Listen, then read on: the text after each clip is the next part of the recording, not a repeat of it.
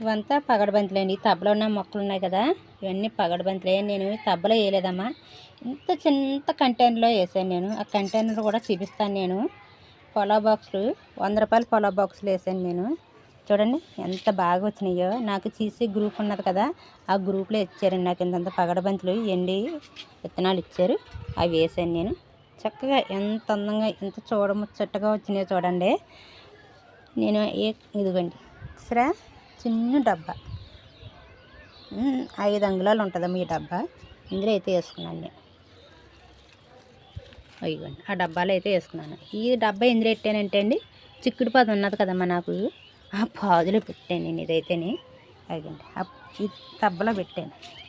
నీళ్ళు అవి బయట వెళ్ళకుండా ఉంటాయి, ఇందులోనే పడితే నీళ్ళు అయితే చిన్న చిన్న డబ్బాలు కదా అని నేనైతే ఇందులో పెట్టినాను. చూడండి ఎంత గుబురుగా వచ్చి ఎంత బాగా వచ్చిందండి.